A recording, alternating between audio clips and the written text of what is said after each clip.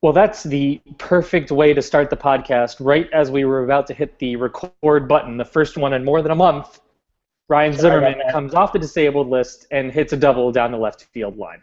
Don't you mean Zimmerman Of double down the course, left field line?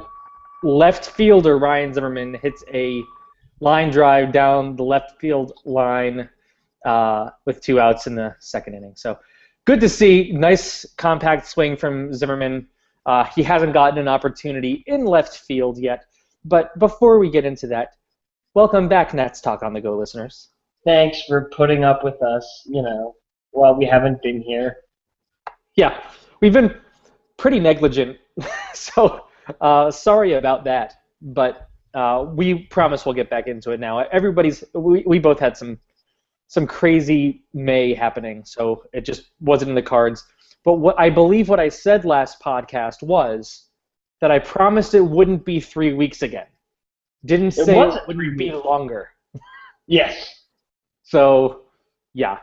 But we'll get back into it. We'll get back into the swing of it. That's why we wanted to do it early in the week this week, and we could start to get back on our Monday schedule. Yeah. I know you guys like to have the Monday schedule, so you can listen to it on the go. Hashtag NTOTG. Hashtag how to NTOTG. That's right. So how you been, Craig? You know what? I'm fantastic, Joe. I am no longer unemployed. Which is, I feel like it's ironic that the month that you were unemployed is the month that we did not podcast. Yeah. Why was that? I don't know. I don't know. You were But we both had crazy stuff happening. Yeah. So anyway, yeah, I'm working again. Today was my second day, so I'm kind of tired because I'm not used to, doing anything. But it's a good tired, right? It's a great tired because I'm still in beer and, a lot of people I've been dealing with previously, so it's good to be back in the swing of things, back working again. And it's funny, the great thing about this job is it's going to make things like writing for the Nats blog and podcasting a lot easier because my schedule is going to be much more consistent, and I'm much closer to home than I ever was. So that's really wonderful. Although my first day of work yesterday was I'd like to say it was a 15-hour day. Hey, nothing like getting into it, though. Yeah. So that's probably the longest day I will have for as long as I'm in the company. So that's great. Well, you got to hit the ground running, right? Exactly. So I'm doing great. I was at I got to go see the Nationals 10-2 drubbing of the Texas Rangers on Saturday. Excellent use of drubbing. Thank you very much. It was a slobber knocker, if you will. Yes. Hashtag slobber knocker. For those of you playing along at home. No, it was great. It was my second game of the year, and it was part of a 3-day stretch or 2-day stretch of just ridiculous offense. So. Yeah, that was a fun weekend against the Rangers. It was a good time just to see, like, you could see the confidence. You could feel the confidence with the way, with approach and with everything. It was just a totally different kind of look with the team, and not to mention the pitching was pretty good, but the offense is what has really been so terrible, and so it was fun to see the destruction of. I mean, it was some mediocre pitching for the Rangers, and then you Darvished them. Yeah, and that's pretty much what he does, so that's fine. I mean, everybody expected that, right? Right. But yeah, it was a nice weekend. The Nationals still hanging around in the NL East. What a strange division. Yeah. Top to bottom is within a very short, a very small number of games. So it's really anyone's ball game, and I guess that's a perfect lead-in to our first topic of the night, and that's the return of Ryan Zimmerman. So hopefully Ryan Zimmerman, along with some other injured players that are returning and have returned thus far, we're going to see the Nationals start to win more games than they've lost, and certainly do much better than the 500 record they put up in the first, if you will, trimester of the season, as you so lovingly put it on the Nats blog. Thank you. Yeah, that's getting Zimmerman back is transformational for a few reasons. I really want to say, I think that the media and fans are making a bigger deal of this than it is. I think it is significant that Ryan Zimmerman, being a former Gold Glover and former outside of the Gold Glove, just best defensive third baseman in the National League for several years in a row, moving from that position before he turns 30 is unfortunate. I mean, there's no ifs, ands, or buts about that, but I don't think it's as massive as it's being made out to be. Yeah, I was having this conversation not half an hour ago with my brother on via text, and Zimmerman is an athlete. You've seen how well he's taken angles to balls, how well how good his glove is, and just necessarily how athletic he is as a ball player. I think he's going to fit much better at left field than most people see. We're not talking you're taking a very, very, very subpar defender such as an Adam Dunn or a Michael Morse, and you're sticking him where Josh Willingham. Yeah, exactly. You're sticking them where they'll least hurt you. We're talking about a player who, Gold Glove winner, as whatever it is. His defensive metrics at third base haven't been as great as they've been in the past, but he's still got a very, very good glove. He doesn't have to worry about making a pinpoint accurate throw anymore, so he can just let it rip a little bit more than he was, and hopefully it gets out of his head, because we've said all along Zimmerman's problem isn't fielding the ball, it's throwing the ball. So eliminate that component of the pinpoint accuracy, and you've got a pretty good defensive ball player, and I think he's going to surprise some people. He's not going to have the greatest range in the world, but I think his glove and his roots to the ball are going to be above average. Yeah, I agree. There's always the conversation that Zimmerman's bat plays better at third base than it does in left field. What does that mean exactly when people are saying that it plays better at third base than in left field? Are you asking? Yeah. Well, because of exactly what we talked about just now with your Josh Willinghams of the world, your Adam Dunns of the world. They were in the lineup solely because their bat was there. And they just weren't going to be a liability. So you would see most often corner outfielders have lots and lots of power and maybe be a three true outcomes type player. Whereas third baseman, there's much more defensive skill involved. You're going to have some power, but you're not going to have as much power because you need to have that extra you need to have some defensive skills. So you can sacrifice a little bit of offense for the defense, whereas in left field you just kind of would stick someone there to just put up with it as much as possible, just because you need their bat. So I think that's what it means when the bat fits better at third base, because Ryan Zimmerman's not a 30 home run guy. He's a 40 doubles and 20 home run kind of guy. Right.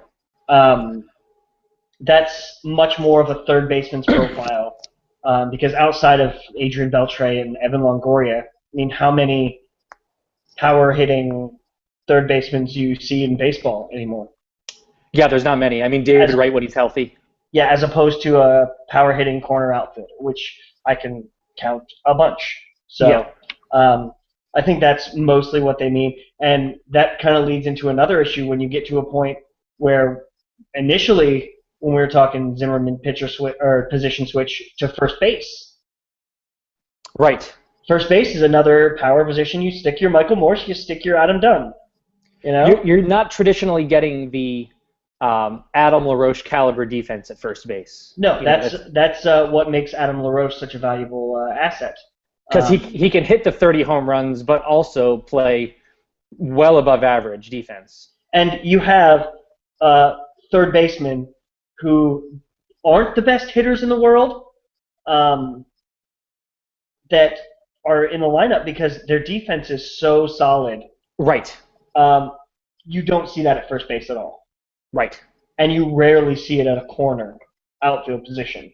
You rarely see a player who's playing a corner outfield position because their defense is so good, but their back can't keep up. Right. So. Yeah, I completely agree, and I think with the move, the reason that we kind of saw this coming more than maybe not the move to left field that came out. I'm not going to do it. I'm not going to say it came out of left field. Gosh. So, but it came out of nowhere a little bit. Nobody really saw that coming, but outside of maybe Ryan Zimmerman, maybe that was a conversation that was had. But I think we really saw it coming when we saw how Anthony Rendon had been playing at third base. You kind of figured out, you kind of knew that they were going to have to figure out another way to get Zimmerman in the lineup without putting him at third base if you could avoid it. Because, my God, Anthony Rendon is really good, and you see why he was drafted as a third baseman. Right. We saw the way he's been playing. When we had our last podcast over a month ago, it was pretty much right around the time that Zimmerman got hurt. And right. I know we mentioned that Anthony Rendon just looked, just watching the throw from third to first, it was a shock. Yeah. Because you've been watching a third baseman who couldn't make that throw for more than 2 years. Yep. And you kind of mentally get into a way that you're like, well, that's just what a third baseman looks like throwing to first base. Yeah, so Rendon has been absolutely stellar. This game that I saw on Saturday, he made not one, not two, but 3 sparkling plays. I had 3 stars in my scorebook, one of which, the very old school Zim, it's a double down the line, and he goes up to get it behind him. Yeah. And just a spectacular play. And right now, Anthony Rendon, at his age, he's got more range. He's got half a step more than Ryan Zimmerman has right now. And he's definitely got the arm. Right, and I know we were looking at this for 2015, but right now, with Bryce Harper still out, you've got a spot in the outfield that has been going to Nate McLeod, that has been going to Kevin Franzen. Right. You've got this spot that you'd like to get something more. Not that Nate McLeod hasn't been fantastic over the last 3 weeks, because he's really stepped up his game when he's gotten some playing time. But as we said before the season, if the Nationals' plan is to have McLeod be a 4th outfielder, that's great. If he's playing every day, you're in trouble. And right now, I won't say the Nationals are in trouble, but they're not comfortable right now. So they gotta string some wins. Exactly. They need to put it together a little bit. And getting Zimmerman's bat into the lineup, I think you're going to have a very similar defense to what at least Kevin Franzen is going to offer in left field. Nate McLeod, he has done outfield. I believe he does have a Gold Glove to his name. Who, McLeod? Yeah. Yeah, I'm pretty sure he does. Yeah. So Zimmerman might not be up to that caliber defensively, but if you're talking, you add the offense in there. I mean, it's a more optimal offensive lineup having Zimmerman play left field than having Nate McLeod and maybe sitting,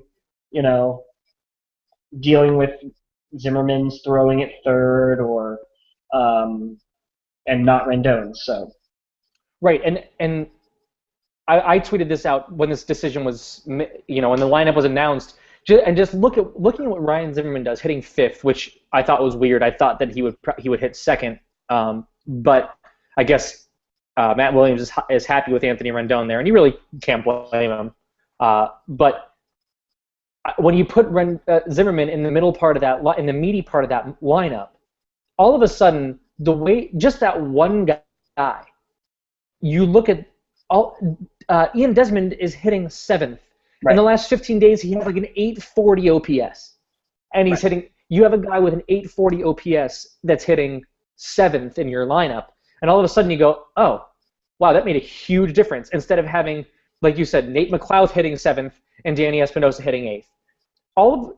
When you have Espinosa hitting 8th, but your 1 through 7 is as good as the Nationals is with Zimmerman in it, then all of a sudden you say, maybe it's actually not as bad having Espinosa hit eighth.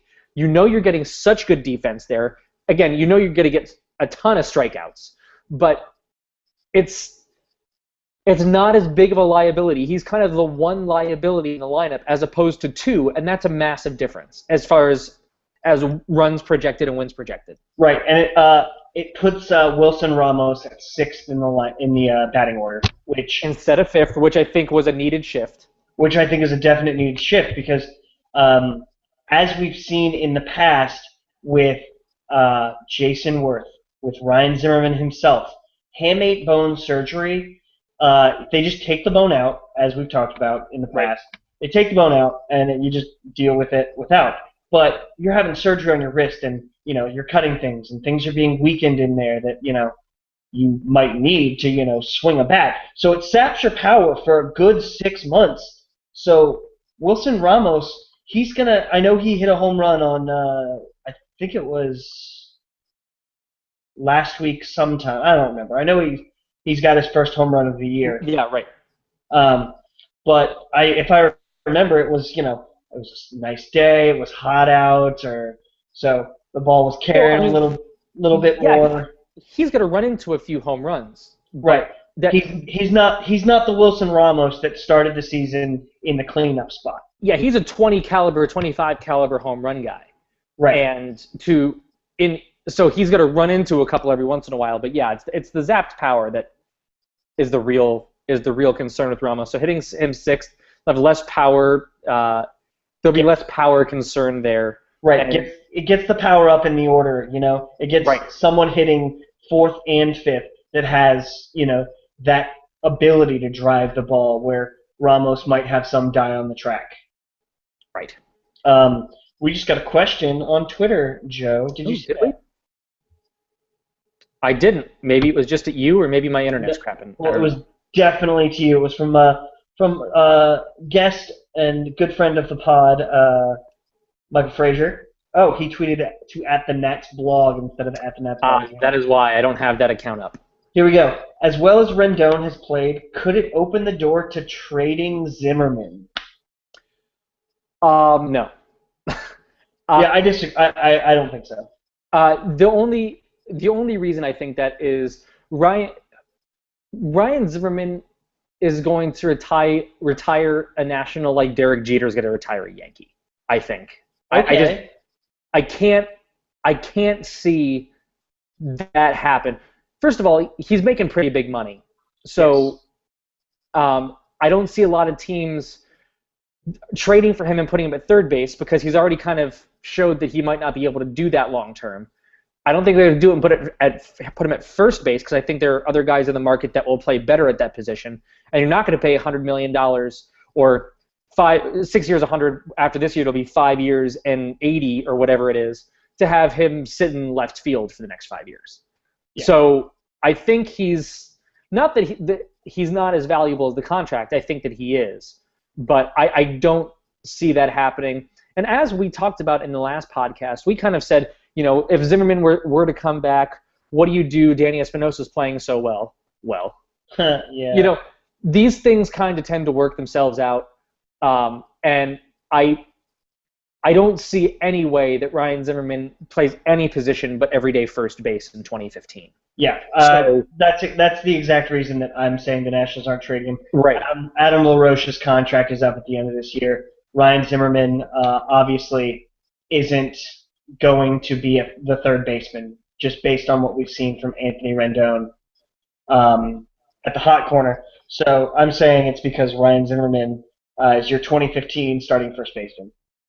Yeah, well, 2015, 2016, 2017, 2018, 2019. I mean, you're looking at a lot of time in front of the Nationals. So, yeah, I mean, it's obviously an interesting conversation. I'm sure it's things that it's a thing that people will talk about. But it just, for that reason more than anything, there's just no way. They're not going to re-sign Adam LaRoche again. I mean, they got to steal with LaRoche's deal, despite his tough last year. Yeah, it was a steal based on what he's doing already this season. So he's gonna go and he's gonna get a a nice few-year deal somewhere else, and he's gonna do well someplace else in 2015. But yeah, Zimmerman is gonna stick around, I for sure. Definitely. Good question. Yeah, it is. It's a very good question. Obviously, worth asking. So, anything else to add on the Zimmerman? I'm glad he's back. Yeah, it's really big having him back. So the one thing I want to ask what your opinion on before we move on to the next topic is what do you think happens when Harper is back? I think that Rendon will go back to second base. I agree. Yes. Yeah. I think you have to have his bat in the lineup, and I think you have to have Zimmerman's bat in the lineup. Yeah. And I think that's the only way, because you're not going to teach Ryan Zimmerman three new positions in one season. Yeah, you're not going to do it. Three new. Yeah. Three new positions. Yeah. So yeah, I say that Rendon goes back, and I think part of this is they like him there so much they want to keep him there as much as possible. But we've seen Matt Williams is going to do whatever it takes to optimize the lineup and to maximize the efficiency of the lineup and offensive capabilities, especially when we've seen, as you so lovingly put on your report card, Nationals offense F. Yeah, it was gross. So I think anything you can do to get major league Division I players in the lineup, he's going to do it. And whether that's Ryan Zimmerman at third base or left field, it's going to be whatever has the most potential for runs. Well, and if you get this opening day lineup back together and you put that would require Zimmerman to go to third and Rendon to go back to second, then all of a sudden you have this question of like, yeah, you hit Danny Espinosa 8th now because that's the only place he could legitimately be. But once you get the lineup back, like where do you put guys? And this is what the problem that Matt Williams has been hoping to have all season long and only had for the first 7 innings of the year. That like, where do you put guys? And while I did a piece at the beginning of the year on ideal lineups based on lineup construction and everything else, there's not many bad ways that you can put it when you have the 8 starters playing. I mean, I don't. Do you put Rendon back to 8th? You don't hit Desmond 8th. So do you put Ramos 8th? I mean, it's awesome. The potential is there for success. Yeah. I mean, the potential is there for real serious excitement. And once again, potential. Right, exactly. So, and that's the thing that certain players haven't done this year at the same time as the rest of the team. Yeah. No one has carried the ball club for a week yet. Right.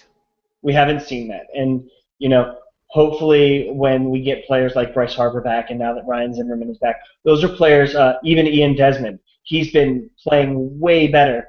But we've seen times in the past 2 years where Ian Desmond's carrying the team on his back, defensively and offensively. So we haven't seen that yet this year. So the potential is there. It hasn't been put together yet this season, but we're only a third of the way through. So right. And my question to you is, since we're talking just a little bit, we're dabbling and dipping our toe in the 2015 pool. Denard Span has a team option for $9 million for next season and a buyout of $500K. What do the Nationals do? Yeah, that's tough. On one side, that's incredibly inexpensive for one of the best center fielders in Major League Baseball defensively, a guy who, when healthy, can get on at a 335, 340 on base clip. And yeah, it's just, I mean, it's $9 million. It's nothing. Right. At the same time, you have I guess where do you see Zimmerman is the question, right? If you see Zimmerman at first base, like I think should happen, then you do sign that deal. If you see him as being a left fielder, I think you don't, and you try and find a way for Bryce Harper to play there. Yeah, I don't like that. Which I don't like. Right. Let me be on the record. I don't like it, but I think that we'll see some days where Bryce Harper plays in center field when he comes back this year. Yeah, I think the problem is going to be between the what's the word? The philosophies of Matt Williams versus Mike Rizzo. Matt Williams wants whatever's going to give him the most offense, it seems. Right. At least that's my implication. Or that's what I gather from what I've seen. Whereas Mike Rizzo wants solid defense everywhere as well. Right. And that he's willing to sacrifice a little bit of offense. Well, Williams did bring in his defensive coach. True. This year, so. True. You know, maybe it's playing more into the decisions than we think. And Bryce Harper, as wonderful as his arm is, and as athletic as he is, he's not the best outfielder in the world. Not even close. And he's still young, so obviously he has the time to learn. But center field is, I would say, the third hardest position to play. It's hard. Well, yeah, I would say it's the third, and it's look at Nate McLeod. Right? Well, here we go. We got the top three hardest positions are like miles away from the next four in terms of challenging nature. So it's the first three. It's catcher, short, and center field. Right. And after that, everything else is way down the list. But that's where I am. And watching Denard Span cover all the ground. Yeah. Oh, that'll do. Oh. That'll do. Well, Jason Worth just put one on one hop into the Phillies bullpen, giving the Nationals a 2-0 lead in the third inning. That's what those grunts and sounds were. As Rendon goes back to third. But it would be very hard to go from watching Denard Span cover all the ground in center field to watching interesting routes to the ball again. Right.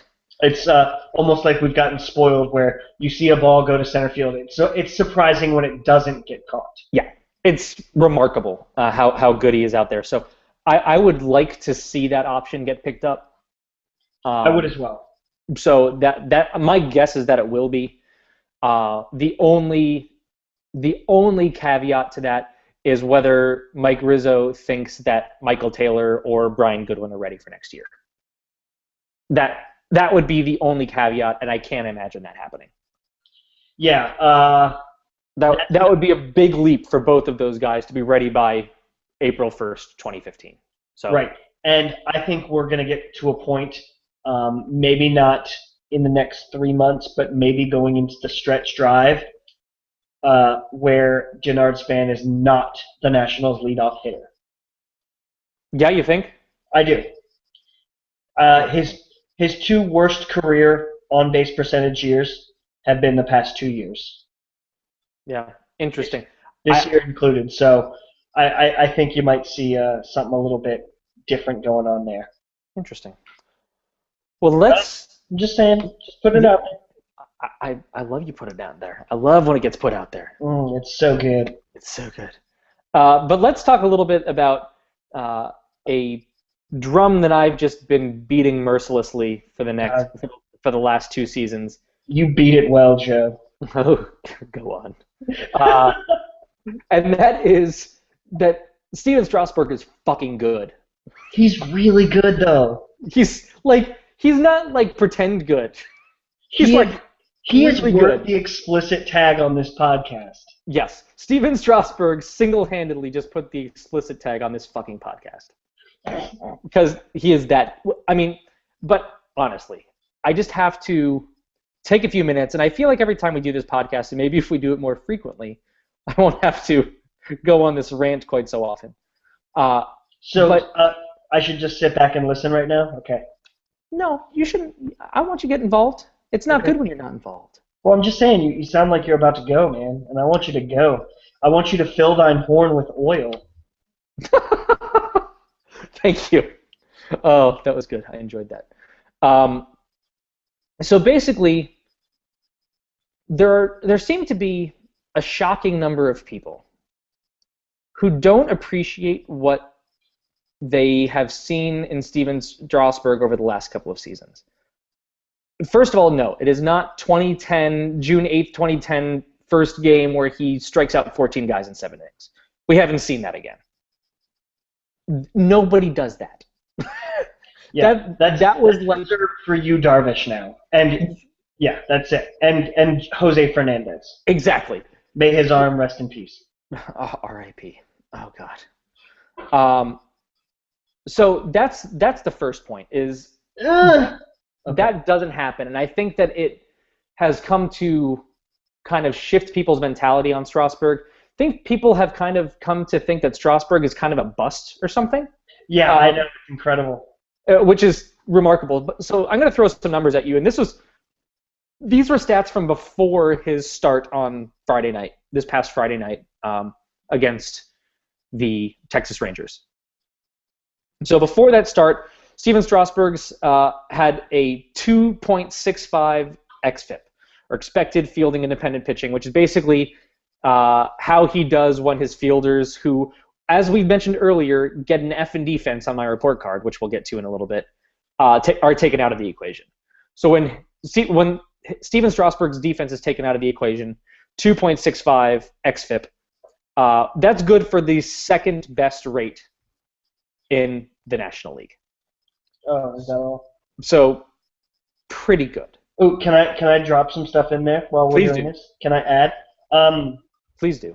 So one of the reasons that makes this xFIP better than his 3.15 ERA is BABIP, which we've talked about, and FIP is fielding independent pitching. It takes your strikeouts, walks, and home runs. It's everything that a pitcher is, quote, solely responsible for.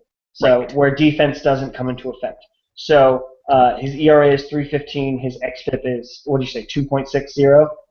2.65. 6.5. Okay. Steven Strasburg's BABIP is 3.59. Right.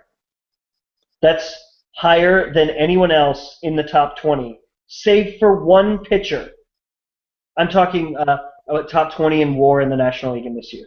That is higher than all but one pitcher in the National League this season. Name that pitcher. Hint. He's starting for the Nationals tonight.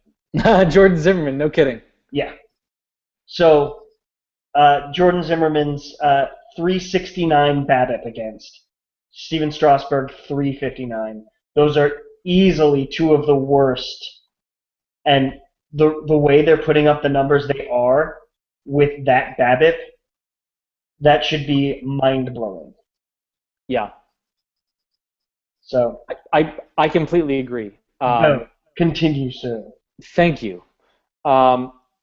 So at the time of the start on Friday, Strasburg had a 1.7 Fangraphs WAR, which was good for number 5 in the National League.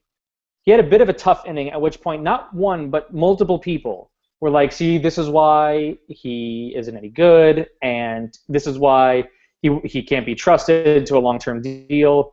Well, he gave up 2 runs in the second inning, and that's all he gave up in 7 innings of work. He now has a 2.0 WAR, wins above replacement, which is good for number 2 in the National League, ahead of the much heralded Johnny Cueto, and just behind Adam Wainwright. He now has... Correct me if I'm wrong, but I don't believe those runs were earned. They were unearned. Yes, exactly. Well, they were unearned. See, they were an error that he did. Exactly. And I have a problem with this. Look at that. Zimmerman makes a play in left field in the 4th inning. Like nothing. Like Look at nothing. That face. Look at him smile. Love it. I saw that smirk face. So they were unearned. I personally believe if a pitcher makes an error, the run should be earned. I disagree. Do you? I do. You know why? Because it's not the way it is? I don't know. Because errors are stupid and they're subjective. Okay, that's fair. Okay. That is a legitimate point. Look no further than, what was it? Yu Darvish's almost no-hitter, or Yeah, that's right. yeah. That's a good point. Errors are subjective, and they're called for by the one person who is designated the official scorer, who's Right. not an umpire, by the way. Yeah, So, and it's usually not very good. right. So that is why. Okay. Fair enough. So other reasons Steven Strasburg are awesome, and those of you who don't think so are not very smart. Sorry, that was mean. I didn't mean that, but I do a little. This is just a matter of me looking at some numbers, and so everybody has the ability to create your own opinion. If you don't think that he has the stuff to be the guy long term, that's fine. I do respect your opinion. I think he's flying under the radar. As I was saying about his xFIP, it dropped despite the fact that the error, whatever, which is not included in the xFIP decision, went down to 2.60. His strikeout rate is 10.9 Ks per 9 innings, which is the best in Major League Baseball. I mean, that's a lot. That is a lot of strikeouts per 9 innings. Oh, and Steven Strasburg leads leads the National League in xFIP now. He has eclipsed Zach Greinke with his last outing. So by basically every advanced metric possible, Steven Strasburg is one of the best pitchers in the National League, if not the best pitcher in the National League. It's going to be a matter of him stringing some stuff together, but I don't see what people aren't seeing. Does that make sense? Yeah, I don't. I think it's because of the hype machine. I think it's because he came in and it was going to be Fernando Mania. It was going to be, right. If I can throw it back big time, it wasn't going to be Mark Fidrich. Oh, nice. The bird. You. Yes, it wasn't going to be he comes in and just dominates. We're talking, that's a generational thing. Like, Fidrich was the 70s, Fernando Mania was the 80s, the 90s saw... 90s saw a few. The 90s saw, but, I mean, if you name the few, it's Roger Clemens, it's... Greg Maddux. Greg Maddux, he was just pinpoint command. I mean, he was right. He didn't have great stuff, yeah. Right. Randy Johnson, who right. up until he was about 27 couldn't throw strikes because he's 8.5 feet tall. So we're talking very different pitchers. Steven Strasburg, and then Kerry Wood came along and was a flash in the pan for a year, and that was that. But right. We're talking, that's a generational thing, and I think people were expecting that, which is incredibly unfair to expect of anyone. Right. It's like, it's the same thing that I think Bryce Harper has had to deal with. That everyone's shocked he's not Mike Trout. But Mike right. Trout's being put in the same category in his first couple of years as Mickey Mantle and Babe Ruth and Lou Gehrig. So, I mean... By the way, he's 25. Yeah. So yeah. And the last number I want to throw at you with Strasburg is, I know some people don't like xFIP as much as they like FIP. Some people like FIP, just regular FIP better. And he has a 2.45 FIP, which is number 2 in the National League behind only Adam Wainwright. So he's just all around good and completely underrated, despite the fact that he has just the most stuff at a long time. And it bothers me a little bit. Like on Friday, when I found out that Strasburg was pitching on Friday night, I was going to the game.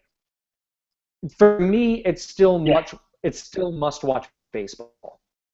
And when he pitches, and I read something, I don't remember where it was, and I wish I did, that said it's kind of become a thing where it's not must-watch baseball anymore. I think it was a Sports on Earth piece that talked about Strasburg that was good. I read the other day, but it's still, for me, it's still must-watch baseball when Steven Strasburg pitches. It's just so good. Yeah. It's stupid the way he can command his pitches with his curveball and his change. It's stupid. And I think that so I will continue to beat that drum until, I don't know, maybe it's better that people aren't paying attention. I don't know. But my God, if he keeps up his numbers over the course of a season and isn't a top 3 Cy Young finisher, I'm just going to lose it. Yeah. I mean, it's gonna get bad. Yeah, that's fair. Okay, well, enough of my soapbox on Steven Strasburg, but, last thing, he's really good. He sure is. So we spent a lot of time on those first 2 segments. Yeah, we did, but I'm okay with it because I've missed everyone that's participating right now. Yeah, me too. So we're in the last trimester of the pod here. We got about 20 minutes left. Ooh. So let's move on to the Nats report card, shall we? Yeah, let's do that. So if you might have seen on the NatsBlog.com on whatever day that was, maybe was it? I guess it was yesterday on Monday. Sure. I posted my report card for the Nationals' first trimester, which Craig alluded to earlier. Yeah, and I think I misattributed the fact that you gave the offense. I think I said that you gave the offense an F when you gave the offense a C- and the defense an F. So. Oh, I thought you said No, I think you said defense earlier. Okay. Well, if I said it wrong, whoops. And if I said it right, that's right. Yeah. So no, I think you said it right before. Okay. So I basically took 5 facets of the Washington Nationals. Right? 5? Yes. Sure. 5. I took starting pitching, the bullpen, offense, defense, and manager, and gave those 5 facets a letter grade based on. I tried not to take a fan's perspective or use hashtag narrative or anything like that to make my decision. I really kind of looked at numbers, looked at rankings, where the Nationals set from a bunch of factors, and then made a decision to give a letter grade. So we're going to start. I'm going to give my letters and my reasoning, and kind of explain a little bit more beyond the 1 paragraph basically I gave to each category, and then Craig, you can give yours and your reasoning for those. Awesome. So starting pitching, I gave a B+. Basically, take what I said about Steven Strasburg, put it on Jordan Zimmermann. Pretty much the same thing. I mean, not quite as good, but still very good.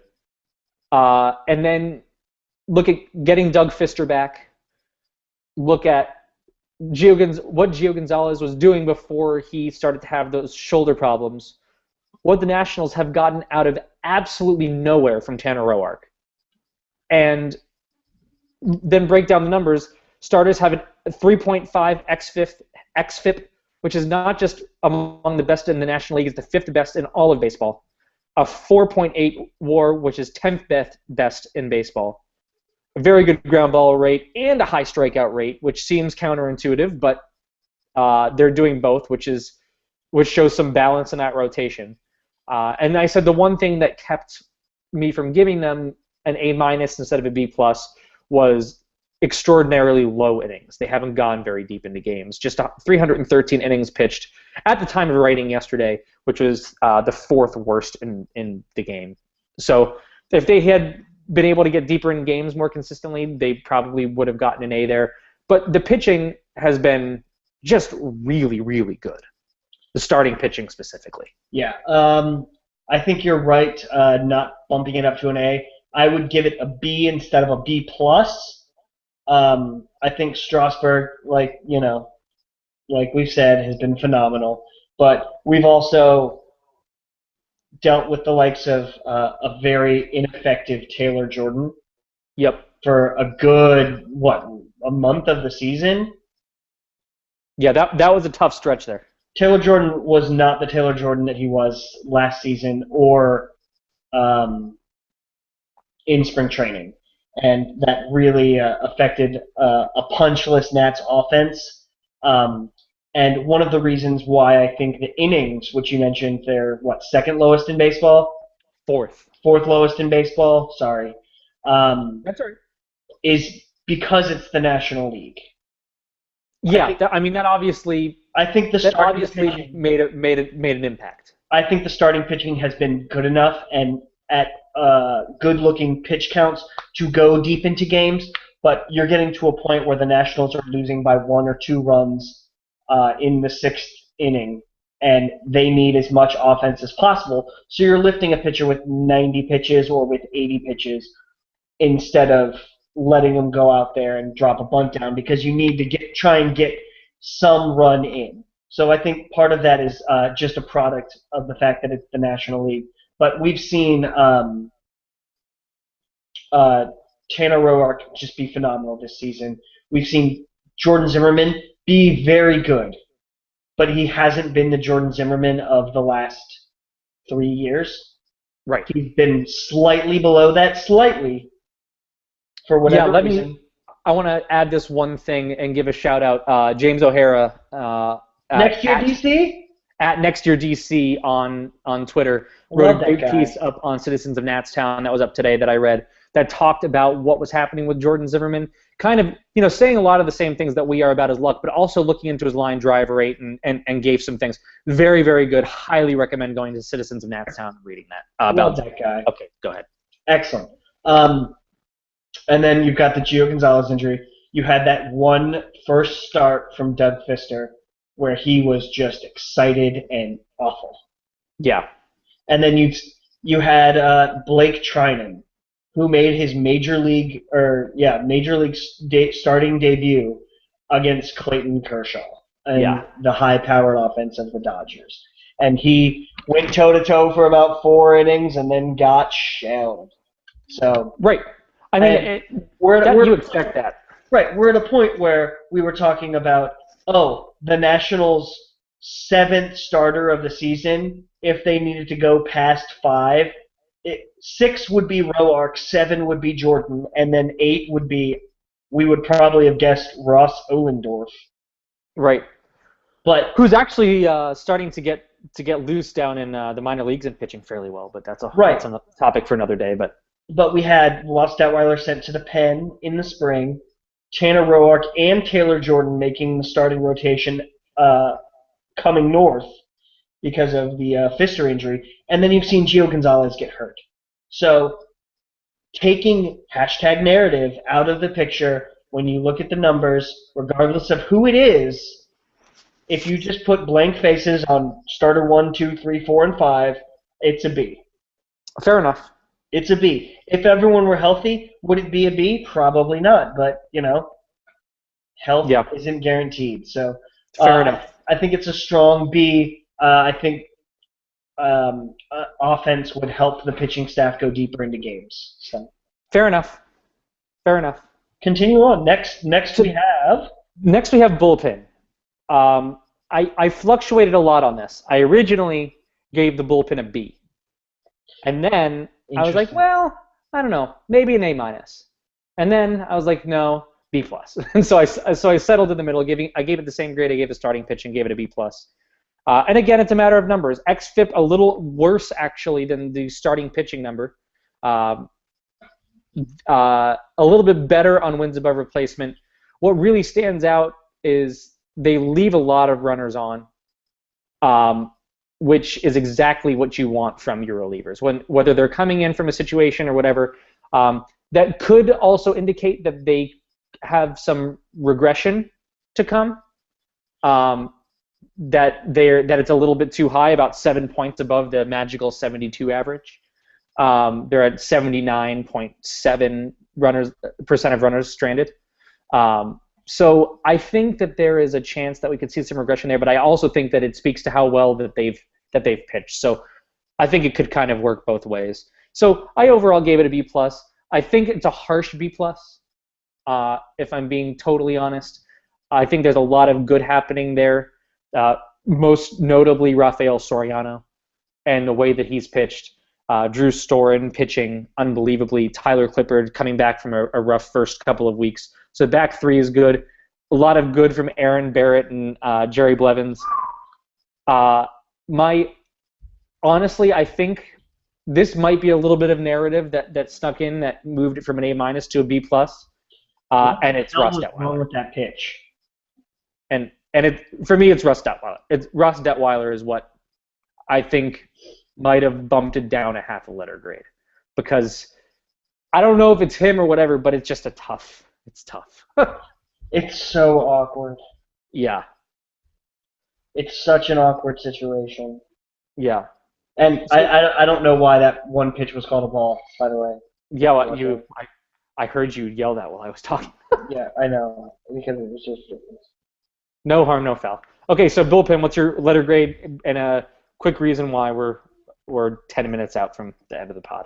Okay, A. A. I've got him in an A. I've just got him as a flat A. No ifs, ands, or buts about it. Tyler Clippard, do you know when the last time Tyler Clippard gave up an earned run? I think 15 innings ago. I'm not going to count all those numbers. Those are so many numbers. The 11th of April. It's a long time. Yeah. It's a long time.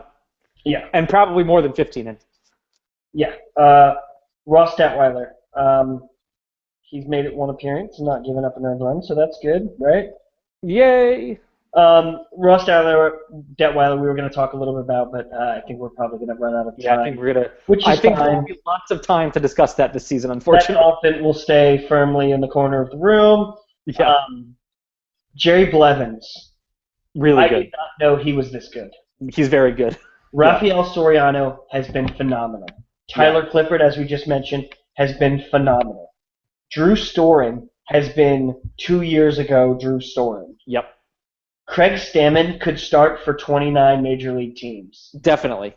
That's Um, crazy how good he is that he really could. He could start, maybe not for 29, but he could definitely start for 25. Aaron Barrett, 11.44 strikeouts per nine and a .92 ERA. Yeah. Due for some regression. His walk numbers are a little bit high. But did you know anything about Aaron Barrett before February 15th?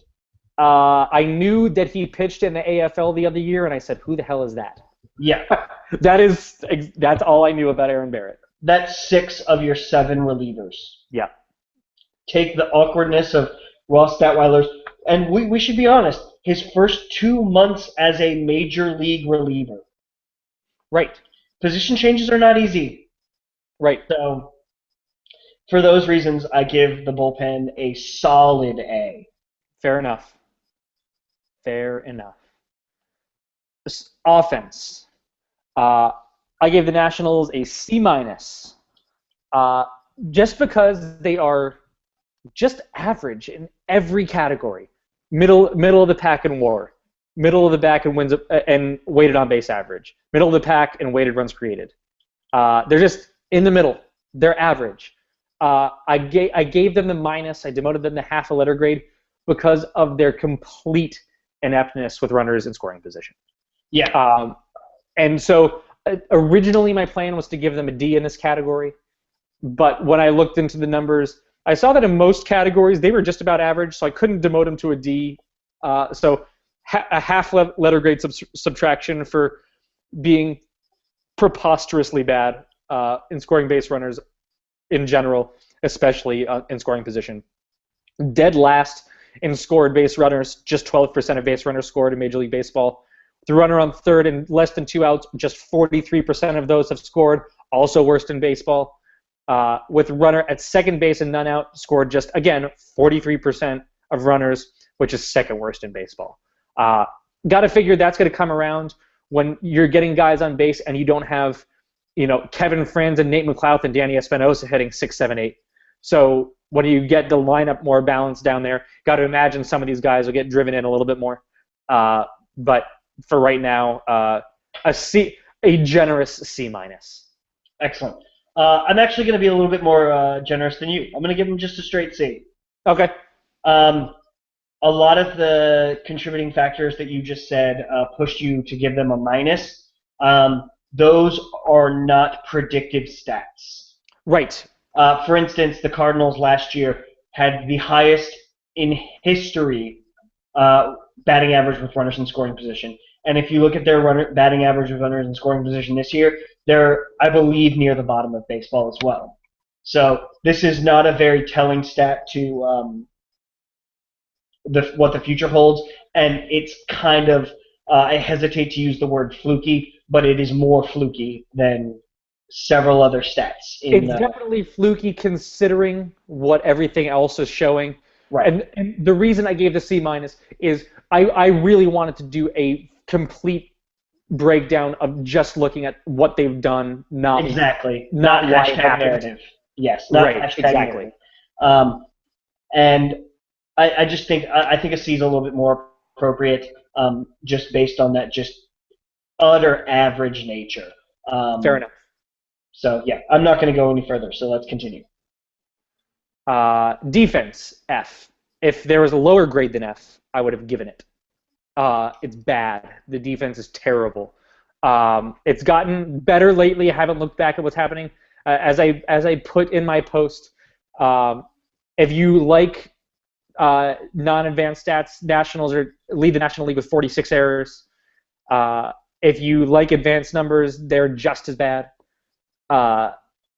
If you look at the UZR 150 or Ultimate Zone rating over the course of 150 game rate, it's pretty bad. 28th out of 30 given up. Basically, they've given up an extra 12 runs over the course of the season just because of their terrible defense. So F, F, F, F, F. It's bad. Is F plus a thing? Can I give an F plus? I feel like D minus is above F. So I can't give an F plus. I'm gonna give an F plus. This is our podcast. I do what I want. Do it. F plus. Anthony Rendon. Yeah. Danny Espinosa. Yeah. I think Ian Desmond has gotten a very poor shake of several of the errors because once again, errors are totally subjective. Yep. I think the Nationals catching has been phenomenal. Yes. Sandy Leon and even Sandy Leon and Jose Lobaton were fantastic at. Sandy Leon was when Sandy Leon was playing, getting some regular playing time when Ramos was on the disabled list.